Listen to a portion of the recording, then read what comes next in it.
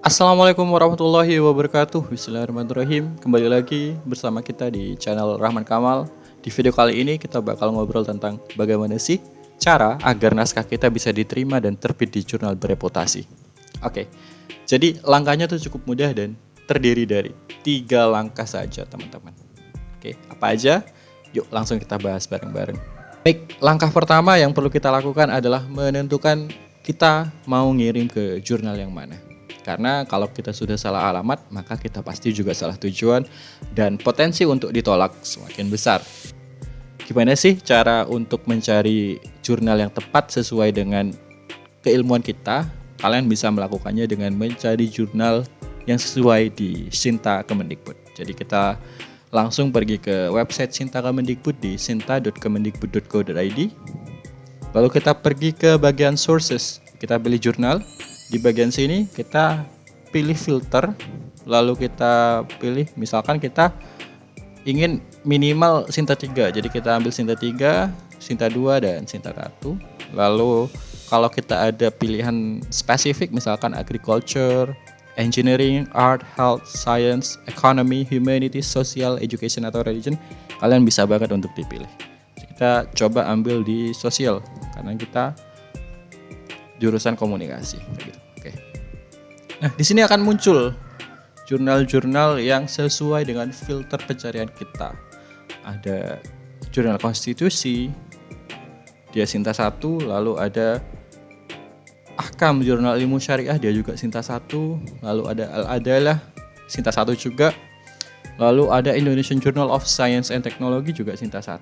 Kita tinggal sort dulu, pilih yang mana yang sesuai dengan kebutuhan kita. Oke, kita lanjut dulu. Kita ke halaman kedua karena tidak ada jurnal yang sesuai dengan kebutuhan kita. Ternyata ada yang cocok dengan kita ya. Ada jurnal ilmu sosial dan ilmu politik dari Fakultas Ilmu Sosial dan Ilmu Politik Universitas Gadjah Mada. Dia sudah Sinta 1, juga sudah terindeks Scopus. Jadi kita tinggal cari tahu scope dan boundary dari jurnal yang satu ini. Gimana caranya? Kita langsung pergi ke website aja. Di bagian website kita klik kanan, kita open link in new tab. Oke, kita sudah di websitenya Jurnal Ilmu Sosial dan Ilmu Politik.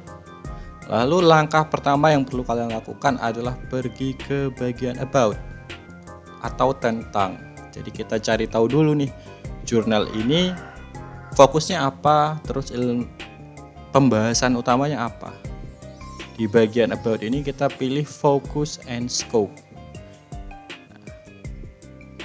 Nah, sudah sampai di focus and scope. Kenapa kita harus pergi ke focus and scope? Karena kita nggak boleh banget untuk hanya fokus kepada judul atau nama jurnal itu. Karena terkadang meskipun nama jurnalnya adalah Jurnal Ilmu Sosial dan Ilmu Politik contohnya dalam video ini,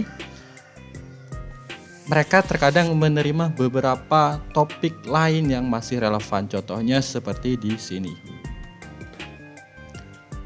From researcher and practitioner on various contemporary social and political issue.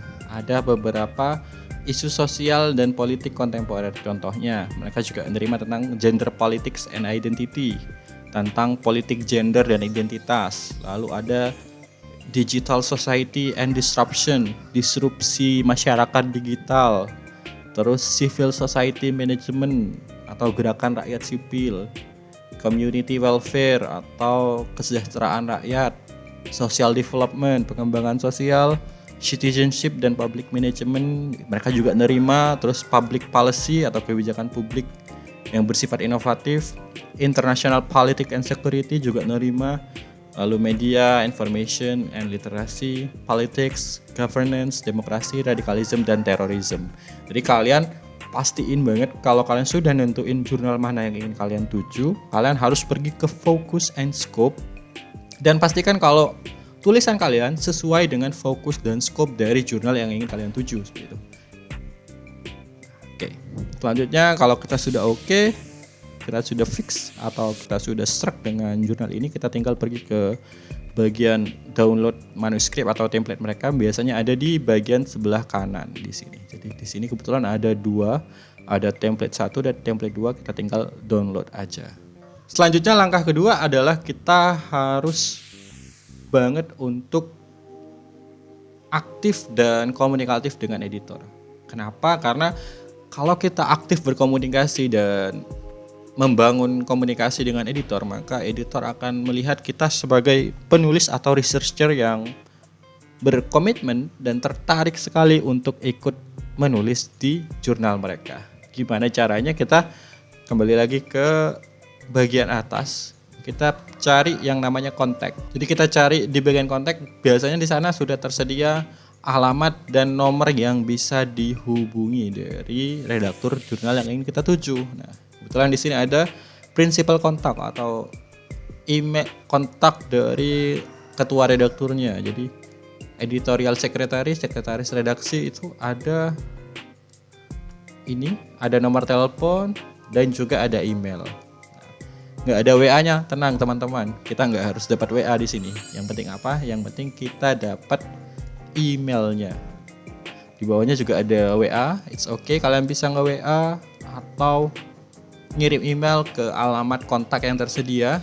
Yang pasti jangan lupa untuk membuat redaksi pesan kalian itu sopan, namun juga jelas, dan kalian menjelaskan dengan ringkas apa tujuan kalian menghubungi.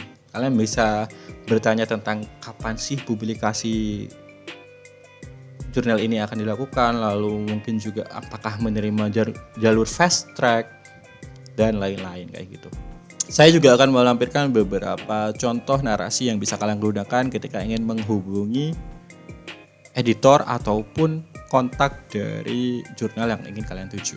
Oke, lanjut ke tips yang ketiga dan yang paling penting banget untuk kalian lakukan adalah kalian harus memastikan bahwa tulisan kalian sudah mengutip dan menggunakan referensi dari jurnal yang ingin kalian kirim. Contohnya kita akan mengirim ke jurnal ilmu sosial dan ilmu politik, maka pastikan bahwa dalam tulisan kalian sudah menyertakan beberapa referensi dari jurnal ini. Gimana caranya? Kita tinggal pergi ke bagian current atau terbaru.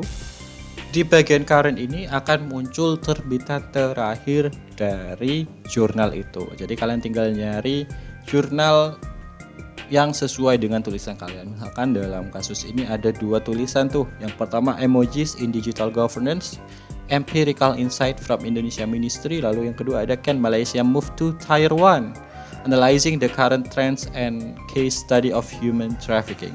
Jadi kalian bisa menggunakan jurnal-jurnal yang sebelumnya sebagai bahan referensi, atau juga bisa jadi kalian mengembangkan jurnal-jurnal tersebut lebih lanjut. Jadi ini bisa menjadi tips bagi kalian yang mungkin masih bingung mau menulis jurnal tentang apa, tapi kalian sudah punya jurnal tujuan kalian. Dan juga misalkan kalian nggak nemu nih jurnal atau artikel yang sesuai dengan topik kalian, nah, kalian tinggal pergi ke arsip, lalu kalian cari aja publikasi sebelumnya. Di sini ada 2025, ada 2024, 2023. Kalian cari aja yang sesuai dengan kebutuhan kalian seperti itu. So, itu dia tips mudah agar naskah kalian dijamin lolos dan bakal terbit di jurnal. Semoga bermanfaat. Terima kasih banyak yang udah nonton. Jangan lupa like, subscribe, dan tinggalkan komentar di kolom komentar. Sampai jumpa di video selanjutnya. Assalamualaikum warahmatullahi wabarakatuh.